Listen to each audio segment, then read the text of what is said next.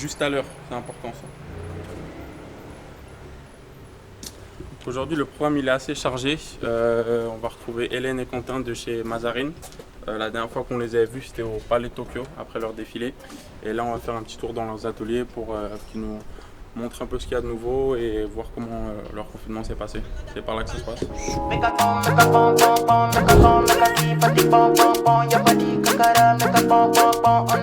Salut Hélène. Comment tu vas? Ça fait longtemps, hein? Yeah, super. Ouais, ça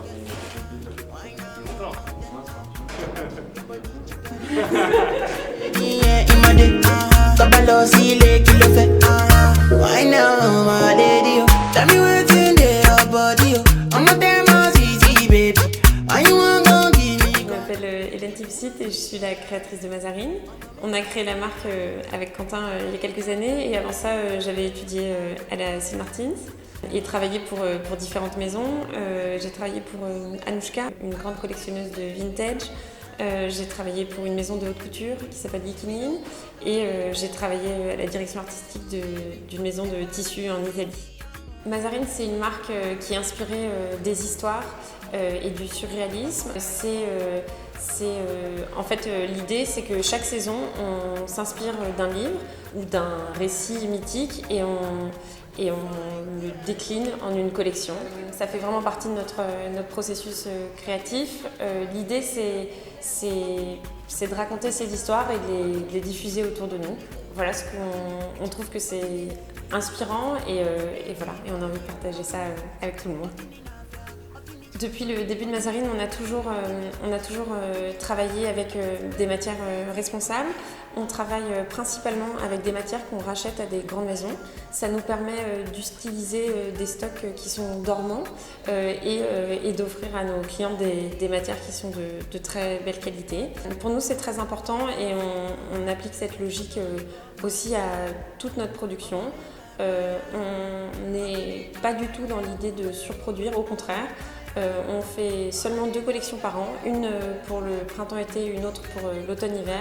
Pour nous, l'idée, c'est vraiment de travailler avec des ateliers à taille humaine et dans des volumes qui nous paraissent responsables.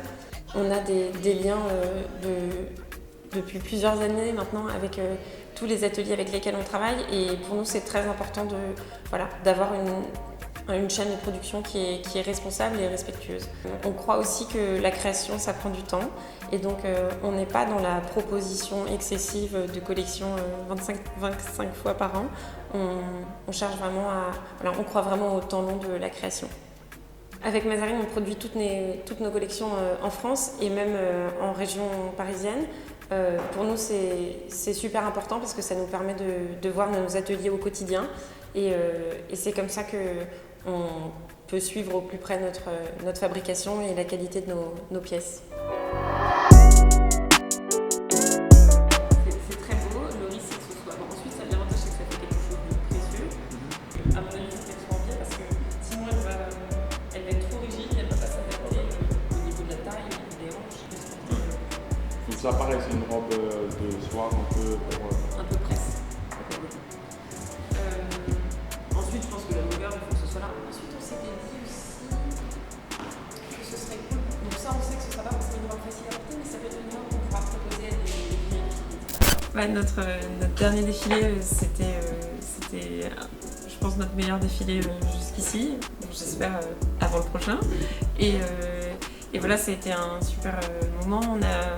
On a eu la chance d'avoir une performance de Salif Guillet qui est un incroyable danseur et ça pour nous c'était la grande nouveauté. C'était clairement grâce à Axel et toute la team d'Egmos. Ça a été un moment super pour nous parce que c'était l'occasion d'intégrer un artiste sur l'ouverture de notre défilé. On a aussi pour la première fois fait une scénographie du coup, qui permettait justement à Salif de faire sa performance. Et on a eu des super retours presse. Je pense que le défilé était plein à craquer.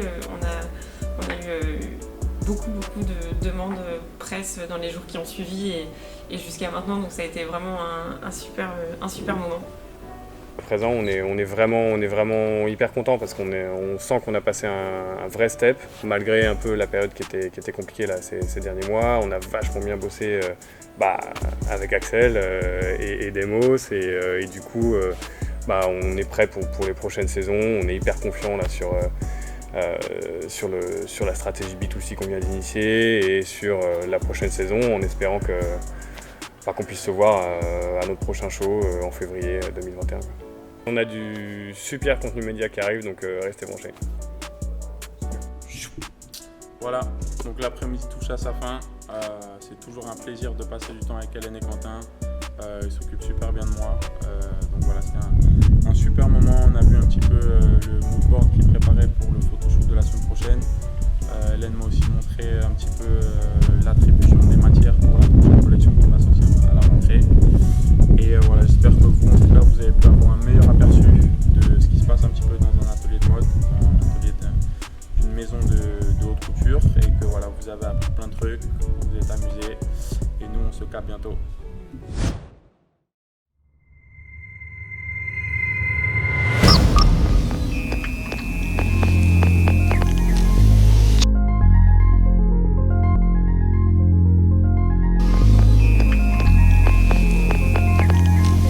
It's your birthday. Someone gives you a calfskin wallet. I wouldn't accept it. Also, I'd report the person who gave it to me to the police.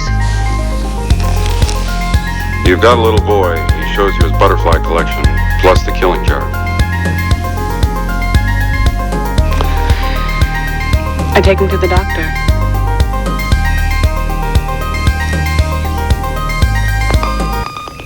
You're watching television. Suddenly you realize there's a wasp crawling on your arm.